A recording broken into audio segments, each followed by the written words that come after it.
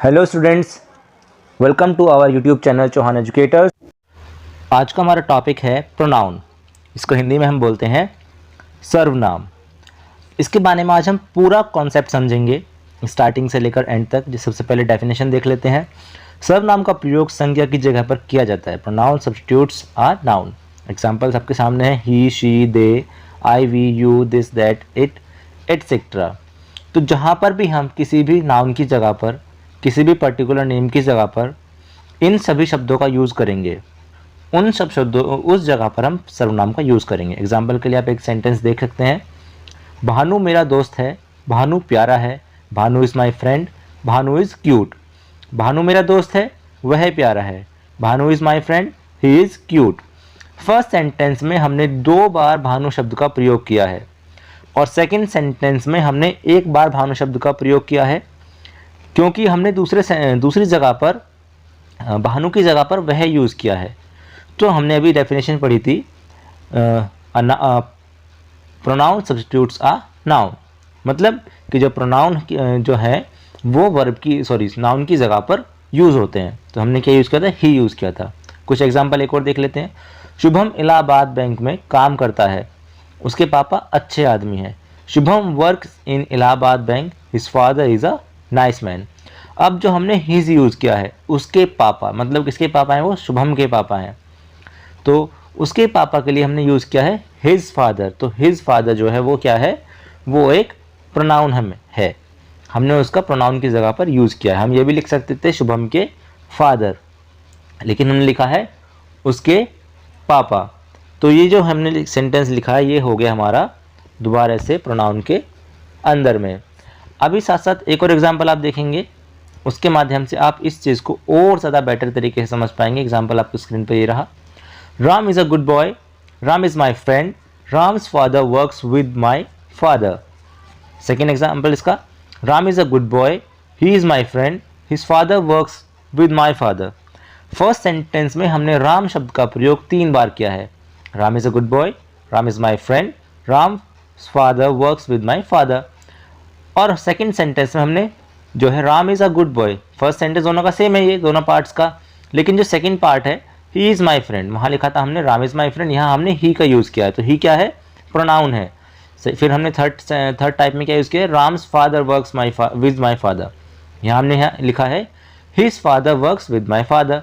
तो हमने जो हिज यूज़ किया है वो भी राम के फादर के लिए ही है। तो हिज और ही ये दोनों ही हमारे क्या हैं? प्रोनाउन है।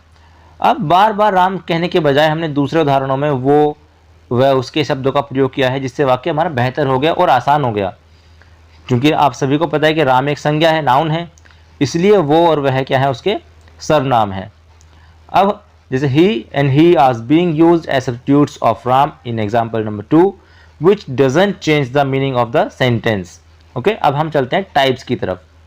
सबसे पहले इसके टाइप्स के बारे में, हम सभी टाइप्स के बारे में अच्छे से पढ़ेंगे आज, तो आप वीडियो का स्किप नहीं करें। सबसे पहला है सब्जेक्टिव प्रोनाउन। सब्जेक्टिव प्रोनाउन से आप समझ गए होंगे कि सब्जेक्ट के बारे में बात होने वाली है।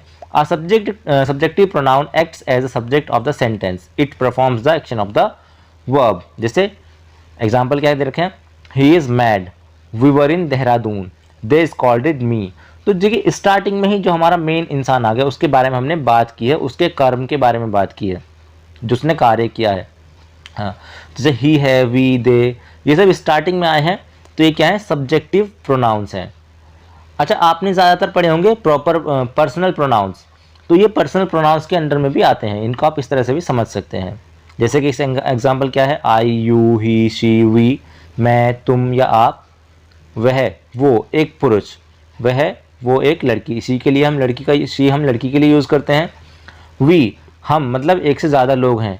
और दे, वे या वो, जो भी एक से ज़्यादा वो भी हो सकते हैं। तो ये सभी वर्ड्स हमारे आएंगे किसके अंडर का? ये सभी हमारे आएंगे सब्जेक्टिव प्रोनाउन के अंडर में। अब हम चलेंगे इसके सेकंड पार्ट की तरफ। नाउन का अगला पार्ट है ऑब्जेक्टिव प्रोनाउन।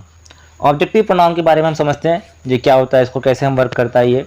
सबसे पहले definition, an objective pronoun acts as the object of a sentence, it receives the action of the verb. ये रिसीव करता है एक्शन, वर्ब को क्या इसने किया है उसको, और ये हमारा बात करता है ऑब्जेक्ट के बारे में।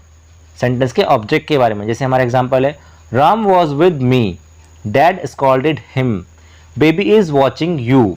देखिए इन सभी सेंटेंस में जो लास्ट के वर्ड्स हैं, जैसे me, him, you, Ram was with me, Ram मेरे साथ था, डैड स्कॉल्डेड हिम, पिताजी ने उसको डांटा, baby is watching you, baby आपको देख रहा है। तो ये सभी वर्ड्स जो हैं मी, हिम और यू, ये हमारे वर्क कर रहे हैं एज अ ऑब्जेक्ट, तो इसलिए हमने इसको नाम दिया है ऑब्जेक्टिव प्रोनाउन। और साथ ही साथ मैं आपको ये भी बता देता हूँ कि ये वाले सेंटेंस, ये वाले जो हमारे प्रोनाउंस हैं, ऑब्जेक्टिव प्रोनाउंस भी, ये भी पर्सनल प्रोनाउंस के अंडर में ही आते हैं। मैंने उन सभी टॉपिक्स को थोड़ा डिवाइड कर दिया है ताकि आपको बेहतर समझ में आए, आपको पूरा टॉपिक अच्छे से डीपली समझ में आ जाए, क्योंकि पर्सनल प्रोनाउंस में एक साथ समझाना पॉसिबल नहीं है इसको, इसलिए मैंने इसको अलग अलग पार्ट में बांटा है ताकि आप सभी को इसकी पूरी नॉलेज मिले अच्छे से और आपको ये सब चीज़ें समझ में आ जाएं। अब साथ साथ इसके हम कुछ और एग्जांपल्स इसके देखेंगे। अभी एग्जांपल्स के माध्यम से आप इन सभी चीज़ों को अच्छे तरीके से समझ पाएंगे। तो चलिए इसके एग्जांपल्स देख लेते हैं हम। सबसे पहले जो है आपका एग्जांपल, मी, यू, हिम, हर, मुझे, मेरे, तुम्हें, आपको, तुम्हारे, उसे, उसको, एक पुरुष के लिए हिम यूज़ होगा और हर के लिए साथ यूज़ होगा, एक स्त्री के लिए उसे या उसको। जैसे कोई भी सेंटेंस हमें आपने बोला था, हमने अभी बोले थे, तो 2 सेंटेंस हमने यूज़ किए थे, तो उन सेंटेंस में हमने हिम यूज़ किया था, मी यूज़ किया था, राम वॉज विद मी हमने बोला था, देम उनको, उनके, एक से ज़्यादा लोगों के लिए, अस हमें, हमारे, एक से ज़्यादा लोगों के लिए। तो इन सब चीज़ों से हमें समझ में आता है कि ये सारे वर्ड्स अगर सेंटेंस के लास्ट में आते हैं तो वो वर्क करेंगे एज अ ऑब्जेक्टिव प्रोनाउन। अब हम चलते हैं अपने नेक्स्ट टॉपिक की तरफ। हमारा अगला टॉपिक है पोजेसिव प्रोनाउन। अब पोजेसिव प्रोनाउन के बारे में हम पूरा अच्छे से समझेंगे, ये सबसे ज़्यादा इम्पोर्टेंट है इस वीडियो में टॉपिक, तो इस टॉपिक को आप बिल्कुल भी स्किप ना करें। पूरा ये वाला पार्ट पोजेसिव प्रोनाउंस का आप अच्छी तरह से डीपली देखें, और मैं ये भी कहूँगा कि अगर आपको एक बार में समझ नहीं आता है, आप वीडियो को दोबारा, इस वाले पार्ट को ज़रूर दोबारा देखें, क्योंकि ये पार्ट आपका बहुत ज़्यादा, मैं आपसे कह सकता हूँ कि मोस्ट इम्पॉर्टेंट पार्ट है इस वीडियो के लिए। ठीक है, अब आगे चलते हैं। आप possessive pronoun tells us who owns a particular thing. Possessive noun आपको ये बताता है कि किस चीज़ पर या किसी भी पर्टिकुलर चीज़ पर किसका अधिकार है, उसका स्वामित्व किसके पास है। जैसे एग्जाम्पल है, यू आर माई सन, तुम मेरे बेटे हो, शी इज़ योर सिस्टर, वह आपकी बहन है, दिस बुक इज़ माइन, यह किताब मेरी है, दिस पेन इज़ हर्स, यह पेन उसका है। तो इन सेंटेंसेस से हमें ये पता चलता है, किन वर्ड से, इन सेंटेंस में कौन कौन से वर्ड्स हैं, माई, योर, माइन और हर्स। इन वर्ड्स से हमें ये पता चलता है कि ये सब चीज़ें जो हैं, या ये सब जो किसकी, ये वो किसका बेटा है, वो किसकी बहन है, ये बुक किसकी है, ये पेन किसका है, इन सब चीज़ों के बारे में हमें पूरा डिटेल मिल जाता है कि उन सभी चीज़ों पर किस पर्टिकुलर वस्तु, किस पर्टिकुलर इंसान का या किसी भी चीज़ का अधिकार उस पर है। इनकी सबसे बड़ी पहचान क्या होती है? पहचान सबसे बड़ी ये होती है कि इनसे सबसे ज़्यादा अधिकारों का पता चलता है। इसमें और कोई चीज़ें नहीं होती, सिर्फ अधिकार का पता चलेगा। अगर जैसे इसमें है, पहला सेंटेंस में फिर से रिपीट करता हूँ एक बार में, यू आर माई सन, तुम मेरे बेटे हो, तो किसके बेटे हो? मेरे बेटे। शी इज़ योर सिस्टर, वह किसकी बहन है? तुम्हारी बहन है।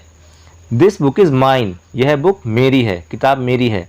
ठीक है, अब आगे तो कुछ एग्जाम्पल देखेंगे, पहले इसके वर्ड्स को पहचानेंगे। माई या फिर माइन, इसका मतलब होगा मेरा। हिज, उसका मतलब होगा उसका, यह होगा लड़कों के लिए, फॉर बॉयज़। हर और हर्स का यूज़ करेंगे हम उसके के लिए ही, लेकिन गर्ल्स के लिए। योर, योर्स का यूज़ करेंगे तुम्हारा या आपका। देयर, देयर्स का यूज़ करेंगे उनका। आवर और आवर्स का यूज़ करेंगे हमारे लिए, मतलब हमारा, किसी चीज़ पर हमारा अधिकार है तो this things belongs to our, इस तरह से हम उसको बोलेंगे। अब हम सीखेंगे कि जो हम इनको यूज़ कर रहे हैं, जो डिफरेंस है इनके यूजेस में पोजेसिव केसेस में, उसको हम कैसे समझेंगे, इसके बारे में समझने वाले। माई का माइन कैसे होगा, आवर का आर्स होगा, योर का योर्स, हिज हिज रहेगा, हर हर्स हो जाएगा, देयर देयर्स हो जाएगा। इस कॉन्सेप्ट को भी हम इसमें साथ साथ ही समझने वाले हैं, उससे आपको बहुत अच्छे से इसको अच्छे से समझने में आसानी होगी। जैसे माई और माइन दोनों का मतलब है मेरा, पर अलग वाक्य में मेरा अकेले आए तो माइन का प्रयोग, और अगर मेरे के साथ कुछ और जुड़ा हुआ हो जैसे मेरा भाई या मेरा दोस्त एक्सेट्रा, तो उसके लिए फिर हम माई का प्रयोग करेंगे। एग्जाम्पल के माध्यम से इसको आप अच्छे समझेंगे। ठीक इसी तरह योर और योर्स मतलब तुम्हारा, पर अलग वाक्य में तुम्हारा अकेले आए तो योर्स का प्रयोग होगा, और अगर इसके साथ कुछ जुड़ा हुआ हो जैसे तुम्हारा भाई, तुम्हारे दोस्त, तुम्हारी बहन, तुम्हारे लिए, तो उसके लिए हम यूज़ करेंगे योर का प्रयोग करेंगे। अगर कुछ जुड़ा हुआ है तो योर का, अगर कुछ जुड़ा हुआ नहीं है तो हम योर्स का प्रयोग करेंगे। और इसको अच्छे से समझने के लिए एग्जाम्पल देखिए आप, जैसे तुम मेरे भाई हो, अब मेरे के साथ क्या आ गया, भाई आ गया, यू आर माई ब्रदर। तुम मेरे हो तो ये हमने क्या लिखा है, यू आर माइन। सिर्फ यहाँ पे देखिए मेरे के साथ कोई दूसरा शब्द नहीं आया है, तुम मेरे हो सिर्फ यही आया है, तो हमने बोला है सेंटेंस यू आर माइन। यह मेरी किताब है या ये मेरी किताब है, दिस इज माई बुक, और ये किताब मेरी है, मेरी के बाद में कोई वर्ड नहीं आया है, तो दिस बुक इज माइन। फिर से एक बार समझ लीजिए, ये मेरी किताब है, दिस इज माई बुक, मेरी के बाद में क्या शब्द आया, किताब शब्द आया है, तो हमने सेंटेंस लिखा है this is my book. Second sentence में ये किताब मेरी है, मेरी के बाद में कोई वर्ड नहीं आया है, इसलिए हमने सेंटेंस बनाया है दिस बुक इज माइन। और भी इसके बहुत सारे एग्जाम्पल्स हैं, आप खुद से भी इसके बारे में अच्छे से प्रैक्टिस कर सकते हैं किसी भी बुक से ग्रामर की, या फिर अगर आपको कोई भी इसके अलावा आपको कोई भी क्वेश्चंस पूछने होते हैं तो आप हमें वीडियो सेक्शन के अंदर वीडियो सेक्शन में कमेंट्स करके भी उसके बारे में पूछ सकते हैं, जानकारी ले सकते हैं आप कभी भी। और जैसे एक और एग्जाम्पल देख लेते हैं, ये उसका है, दिस इज़ हिज या फिर हर्स, क्योंकि उसके से मतलब वो लड़की का भी हो सकता है और लड़के का भी हो सकता है, तो हमने दोनों ही साथ में दिए हैं हिज या हर्स। अगर आप लड़की का समझ रहे हैं तो यहाँ पर आएगा दिस इज हर्स, अगर आप लड़के का समझ रहे हैं तो यहाँ पर आएगा दिस इज हिज। तो इस तरह से आप इस टॉपिक को अच्छे से समझ गए हैं अभी, लेकिन ये टॉपिक पूरा नहीं हुआ है, आगे और भी है टॉपिक, तो बने रहिएगा वीडियो के साथ, बिल्कुल भी स्किप मत कीजिएगा। ठीक है, अब चेंज करते हैं अपना टॉपिक हम आगे। कुछ एग्जाम्पल्स इसके और देख लेते हैं ताकि आपको ये वाला टॉपिक अच्छे समझ में आ जाए। ये हमारी कहानी है, दिस इज आवर स्टोरी, ये कहानी हमारी है, दिस स्टोरी इज आर्स, ये हमारी है, दिस इज आर्स। अब देखिए तीनों ही सेंटेंस पहले जैसे ही हैं, तीनों में ज़्यादा बड़ा डिफरेंस नहीं है। हमारी के साथ में क्या आया है, कहानी, तो इसलिए हमने यूज़ किया है आवर स्टोरी। ये कहानी हमारी है, हमारी के साथ कोई और वर्ड्स नहीं आया है, इसलिए हमने यूज़ किया है आर्स। और ये हमारी है, यहाँ पर भी कोई लास्ट में कोई वर्ड नहीं आया है हमारे के साथ, इसलिए हमने यूज़ किया है आर्स, दिस इज आर्स। अगर आपको रूल्स अच्छे से पता हो और आप सभी टॉपिक्स को अच्छे से समझते हो, अच्छे से जानते हो, तो आपको इंग्लिश ग्रामर लिखने में, इंग्लिश ग्रामर के अंदर कुछ भी लिखने में या कुछ भी इंग्लिश स्पीकिंग भी बोलने में आपको प्रॉब्लम नहीं आएगी। अब हमारा नेक्स्ट टॉपिक है reflexive pronoun. A reflexive pronoun refers back to the subject of a sentence. जैसे एग्जाम्पल सबके दिए हुए हैं, he will do it himself. Second example, I will do it myself. Third example, you will do it yourself या yourselves. इसमें देखिए सबसे बड़ी बात क्या होती है कि जो रिफ्लेक्सिव प्रोनाउन है refers back to the subject of the sentence, वो बाद में सेंटेंस में जो सब्जेक्ट होता है उसको ही रेफर करता है, उसके बारे में ही बताता है। जैसे हमने लिखा था first sentence, he will do it himself, वो इसे खुद करेगा। आई will do it my self, मैं इसे स्वयं करूँगा या खुद करूँगा। You will do it your self, तुम इसे स्वयं करो या फिर खुद करो, योर सेल्फ। तो यहाँ पर वह जो भी कर रहा है वो अपने काम को खुद से कर रहा है, मैं चाहे मैं कर रहा हूँ, चाहे तुम कर रहे हो, चाहे वह कर रहा है। तीनों ही सेंटेंस के हिसाब से जो भी सेंटेंस का सब्जेक्ट है वो ही है, आई है और यू है, लेकिन तीनों में ही वह अपना कार्य, जो भी वो वर्क कर रहा है वो अपने आप ही उसको खुद से कर रहा है। तो इसमें कौन कौन से सेंटेंस है, मैन है, हिमसेल्फ, माई सेल्फ और योर सेल्फ। जैसे माई सेल्फ का मतलब क्या है, मैं खुद, मैं स्वयं करूँ। हिमसेल्फ का वो खुद एक पुरुष के लिए यूज़ होगा। हर सेल्फ का वो खुद एक लड़की के लिए यूज़ होगा। योर सेल्फ का तुम या आप खुद यूज़ करेंगे। देन सेल्फ का वो खुद, वो मतलब बहुत सारे लोग, एक से ज़्यादा, वे खुद। और आर सेल्फ में हम यूज़ करेंगे हम खुद, यानी कि हम, यानी कि बहुत सारे लोग, एक से ज़्यादा। आर सेल्फ में एक बार फिर समझ लीजिए, myself, himself, herself, yourself या फिर yourself, themself, ourself. इन सभी शब्दों का जब यूज़ होता है तो ये सभी शब्द हमारे आते हैं किसके अंडर में, बताइए, आप भी बीच में कमेंट कर करके हमें बताते रहा कीजिए। तो ये सभी वर्ड्स हमारे आते हैं रिफ्लेक्सिव प्रोनाउन के अंडर में। अब हम चलते हैं अपने नेक्स्ट टॉपिक की तरफ। हमारा अगला टॉपिक है इंटेंसिव प्रोनाउन। इंटेंसिव प्रोनाउन क्या होता है, डेफिनेशन से आप समझ जाएंगे। An intensive pronoun emphasising its antecedents noun और प्रोनाउन। इसमें देखिए आप इसको ज़्यादातर लोग जो इसको जानते हैं वो इसको एम्फेटिक प्रोनाउन के नाम से भी जानते हैं, तो आप कंफ्यूज ना हो बिल्कुल भी, ये भी एम्फेटिक प्रोनाउन जैसा ही है, सेम है वही, बस नाम अलग हो गया है, ठीक है। जैसे फर्स्ट एग्जांपल है आई माई सेल्फ शुड ट्राई, मैं खुद ट्राई करूंगा। यह प्रकट, इसको एम्फेटिक का मतलब होता है, एम्फेसिस का मतलब होता है कि किसी चीज़ को प्रकट करना। आई माई सेल्फ शुड ट्राई, मैं खुद ट्राई करूंगा, ये मुझे खुद ट्राई करना चाहिए। Ram himself will go, Ram अपने आप जाएगा। You your self will go, तुम अपने आप जाओ, ये तुम अपने आप जाओगे। तो इस तरह के सेंटेंस यहाँ पर भी देखिए my self, him self, your self. लेकिन यहाँ पर क्या आपने गौर किया होगा कि जो हमने पहले सेंटेंस किए थे, भी रिफ्लेक्सिव पढ़े थे, उसमें ये जो वर्ड्स थे ये लास्ट में आ रहे थे, आपने ध्यान दिया होगा, ये सभी वर्ड्स लास्ट में आ रहे थे और यहाँ पर सेंटेंस के बीच में ये सभी वर्ड्स आ रहे हैं। तो इंटेंसिव प्रोनाउंस और रिफ्लेक्सिव प्रोनाउंस में बहुत ज़्यादा बड़ा डिफरेंस नहीं है, सिर्फ स्मॉल डिफरेंस है एक ये कि वर्ड्स का थोड़ा सा हेर फेर है। रिफ्लेक्सिव प्रोनाउन में वर्ड्स लास्ट में आ रहे थे सेंटेंस के, और इंटेंसिव प्रोनाउन या फिर एम्फेटिक प्रोनाउन में ये वर्ड्स आ रहे हैं सेंटेंस के बीच में। हमारा अगला टॉपिक है इनडेफिनिट प्रोनाउन। इनडेफिनिट प्रोनाउन के बारे में सबसे पहले डेफिनेशन देखेंगे इसकी, उससे आप उसको समझ जाएंगे। An indefinite pronoun refers to an indefinite या जनरल पर्सन और थिंग। मतलब ये कि इसमें हमें किसी भी क्वांटिटी का, किसी भी नंबर का डेफिनेट पता नहीं होता है, उसका एक्चुअल में नंबर पता नहीं होता। जैसे हमारे कुछ वर्ड्स यूज होते हैं इसमें, all, both, each, few, everyone, many, some, none, etcetera. तो इन वर्ड्स से हमें किसी भी सेंटेंस में ये नहीं पता चलता कि कितने पर्सन हैं या कितनी थिंग्स हैं या कितने ऑब्जेक्ट्स हैं। तो इन्हीं शब्दों का हम जब यूज़ करते हैं सेंटेंस में तो उससे हमें पता चलता है कि ये सभी वर्ड्स हमारे आते हैं इनडेफिनिट प्रोनाउन के अंतर्गत। एग्जाम्पल के माध्यम से आप इस बात को डेफिनेटली अच्छे से समझ पाएंगे। और एग्जाम्पल आपकी स्क्रीन पर ये रहे। Number first, all are working, सभी काम कर रहे हैं। फ्यू आर सिटिंग, कुछ बैठे हैं। मैनी आर प्लेइंग, बहुत सारे जो हैं वो खेल रहे हैं। नन इज स्टडिंग, कोई नहीं पढ़ रहा है। बोथ आर विद मी, दोनों मेरे साथ में हैं, मतलब सब मेरे साथ में हैं। एवरीवन इज वरीड, सभी चिंतित हैं। ईच पेज इज इंटैक्ट, एक पेज जो है वो इंटैक्ट है।